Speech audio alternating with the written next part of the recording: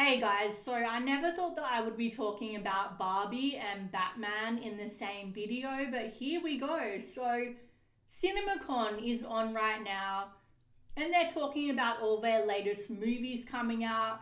Obviously, I can't show footage because people aren't allowed to bring their cameras in or anything like that, unless they go really James Bond like and have like a little camera in their glasses or something.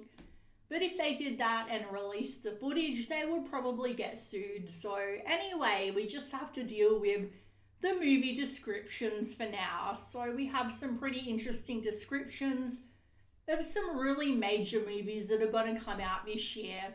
So, anyway, I'll have timestamps if you want to skip ahead. I'm not going to be talking about everything because there's so much information that's come out. So, I'm just mainly going to be dealing with the stuff that I'm interested in. Look, I don't want to go into the drama surrounding Ezra Miller. I like to talk about that stuff more on my Twitter. If you want to follow me on Twitter, I've got the link in my bio, but I don't really go into that stuff too much on YouTube. Like, it's a little hard to avoid drama these days in 2022, but I like to try to keep things drama or celebrity gossip free as much as possible. So, anyway, obviously, there's been a lot of controversy surrounding the Flash movie and so many delays. Like, this movie seems cursed, seriously. But anyway, it's finally coming out, it's finally going ahead, and I have a few issues with that, but at the same time, I am very happy because I've been looking forward to this movie for a long time, and apparently there's going to be Michael Keaton and I think Batfleck are all in the trailer, the footage that was shown together, and basically they're like, are you ready for something big or something like that? And just trying to hype us up for a Batman multiverse because everybody has to have a multiverse these days, apparently. But I'm much more excited for a Batman multiverse than a Spider-Man one because I'm a huge Batman fan. I would love it if they had the Bruce Wayne from the Gotham TV show because I love that show. And also Christian Bale and Robert Pattinson, and you just like stuck them all in a room together. That would be so hilarious because they'd be like, I'm Batman. No, I'm Batman. Anyway, so I'm definitely looking forward to the Flash movie.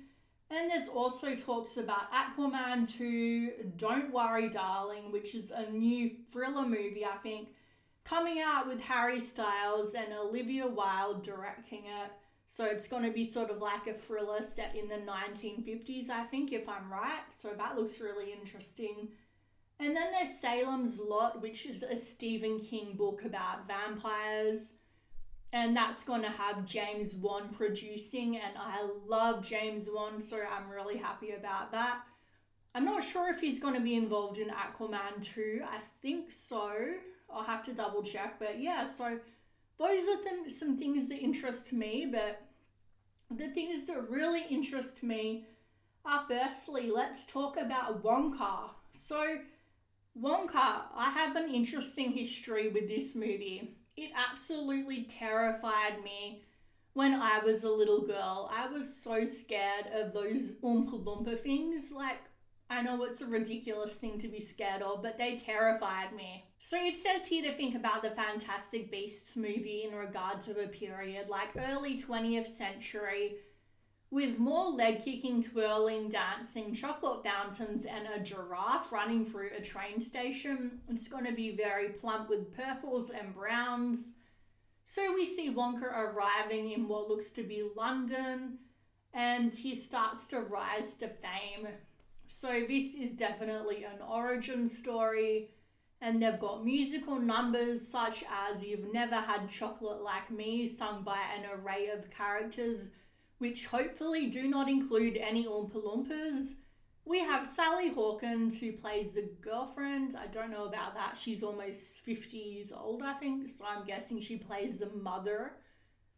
And anyway, Wonka, he swoons her with chocolate.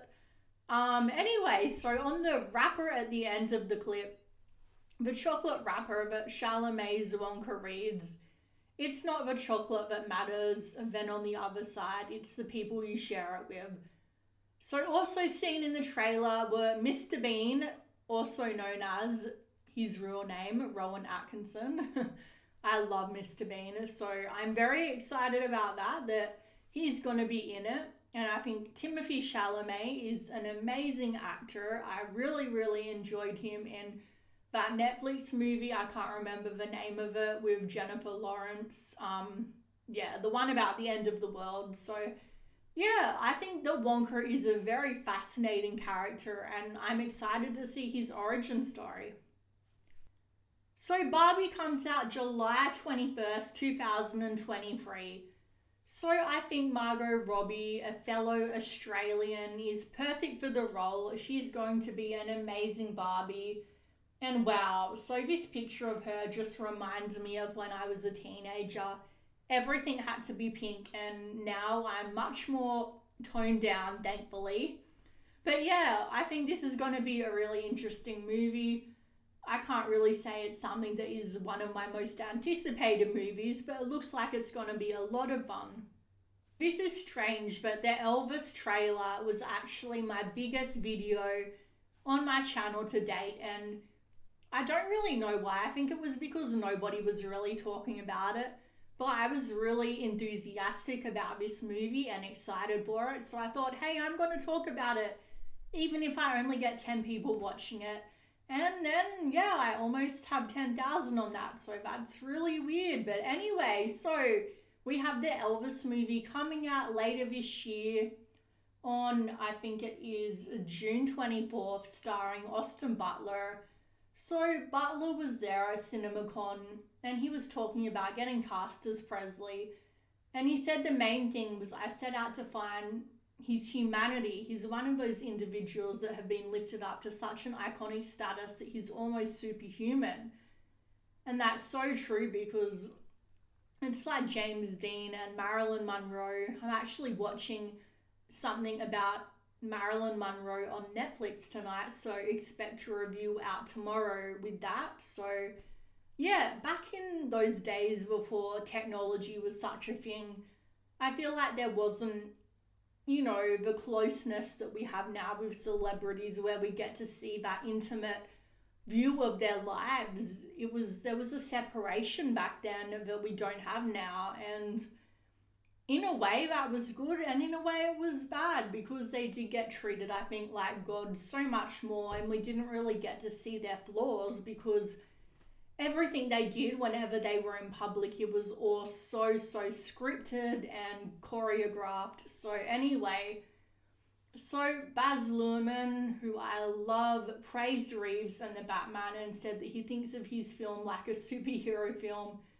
Elvis is the original superhero. He comes from dirt, and in a few blinding moments rises so high, finds his kryptonite and falls so low.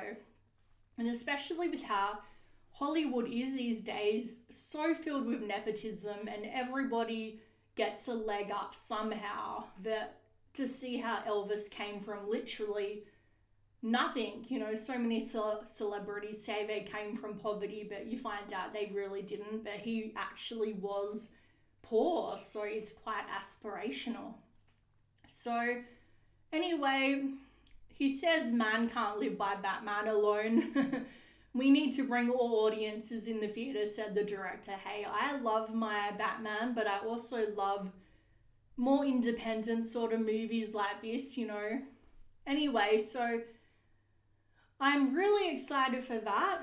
So that comes out in not long to go now. So let me know in the comments down below, are you excited for the Elvis movie? What movie that I've talked about so far are you the most excited for? So we have official confirmation that we are going to get a sequel to the Batman, which is absolutely no surprise with the way that everybody is trying to squeeze every last drop of money they can out of these superhero franchises. But when it comes to the Batman, I'm not complaining, because I'm so excited for the sequel already.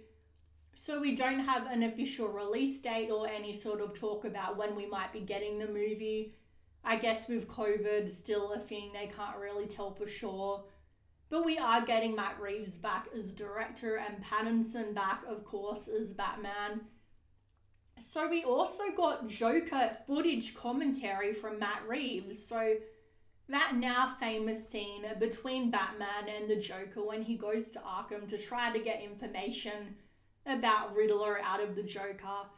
There's this scene that I highly suggest you watch online. It's around, 5 minutes, the length of the scene, with the director Reeves talking and just giving his thoughts on the character and his origins. So he said that he compared the new Joker to the Elephant Man, a person who has dealt with his condition since birth, and said dealing with societal responses and reactions shaped Joker's personality going forward. So he's different from all the other Jokers because, Heath Ledger's one got his scars later in life.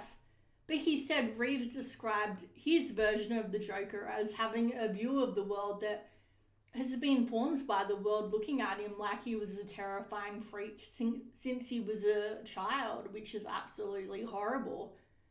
So the world's reaction to the Joker's frightening visage is what twisted the person into the criminal he later became.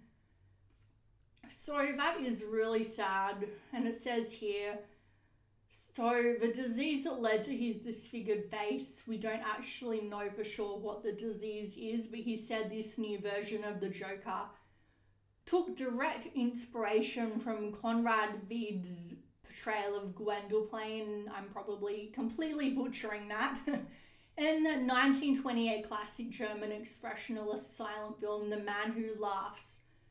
So that is apparently what inspired the original Joker. So we're getting some very,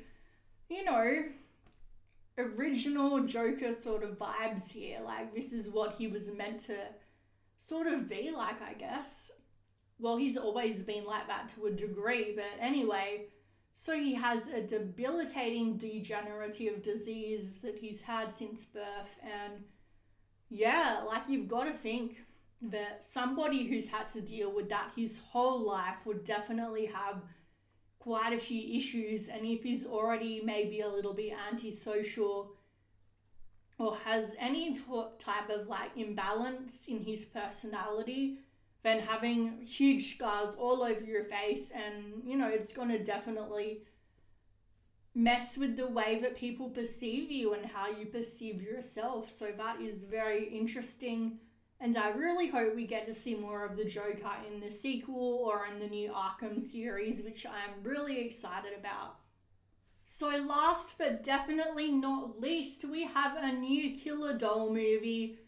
So I love myself a good Killer Doll movie. It's one of my favorite subgenres of horror. And this one, Megan, is very, very interesting looking. So it's from James Wan. So I definitely trust him because he is James Wan, and he made Dead Silence, which is just my favorite doll movie.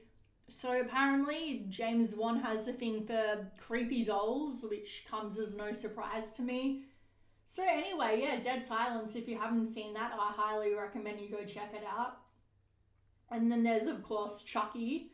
And there's the Buffy episode and the X-Files episode. They had Killer Doll episodes. And yeah, if you can think of any Killer Doll movies, let me know down below, because this is something that I'm always trying to find more Killer Doll movies. So we basically have this doll who looks so lifelike, and everybody says it looks like Elizabeth Olsen.